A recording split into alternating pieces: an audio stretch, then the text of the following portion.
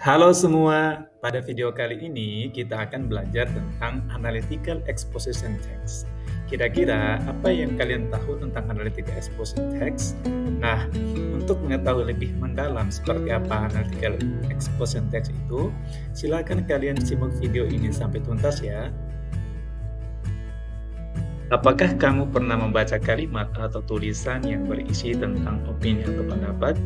Misalnya nih, seperti kalimat berikut, why breakfast is the most important meal of the day? Atau, pernahkah kalian membaca sebuah artikel tentang mengapa penting untuk menjaga gaya hidup sehat? Nah, siswa sekalian, pentingnya breakfast maupun artikel pentingnya menjaga hidup sehat tersebut di dalam pelajaran bahasa Inggris merupakan analytical exposition. So, analytical exposition text merupakan sebuah jenis teks yang berisikan pendapat penulis tentang fenomena ataupun hal-hal yang terjadi di sekitarnya, baik itu suatu benda, tempat, ataupun kejadian, tanpa mengajak pembaca untuk melakukan sesuatu. Nah, siswa sekalian, mungkin kamu bertanya-tanya, untuk tujuan apa teks ini dituliskan?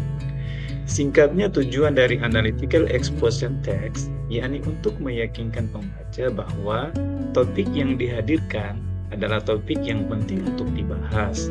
Namun, kamu perlu ingat kalau analytical exposition text tidak berusaha untuk mengubah sudut pandang pembacanya ya. Jadi, teks ini murni hanya berisi pendapat penulis saja. Terus, siswa sekalian, kalau kamu mau membuat ataupun menulis analytical exposition text, gimana caranya? Tenang saja, sekarang kita akan membahas struktur atau generic structure analytical exposition text. Analytical exposition text terdiri dari 3 bagian, yakni yang pertama tesis, kedua argumen, dan ketiga reiteration. Bagian pertama adalah tesis.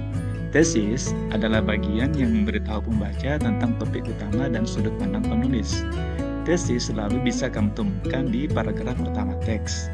Di bagian ini, pembaca juga bisa melihat mengapa penulis memberikan pendapat terhadap hal yang menjadi topiknya. Siswa sekalian, di paragraf selanjutnya, kamu bisa menemukan bagian argumen. Argumen adalah pendapat untuk mendukung topik utama yang telah disampaikan sebelumnya. Biasanya, dalam analytical exposition terdapat lebih dari 2 argumen. Semakin banyak argumen yang ditampilkan, pembaca akan semakin percaya bahwa topik yang dibahas adalah topik yang penting atau membutuhkan perhatian. Setelah bagian tesis dan argumen sudah dipaparkan, tentu saja ditutup dengan kesimpulan atau reiteration. Bagian ini selalu terletak di akhir teks dan menjadi paragraf penutup tulisan. Reiteration adalah penegasan kembali posisi dan pendapat penulis terhadap topik utama. Reiteration juga sering disebut sebagai conclusion, yang mana artinya adalah kesimpulan. Nah, siswa sekalian, sampai di sini apakah kalian sudah memahami seperti apa itu analytical exposition text?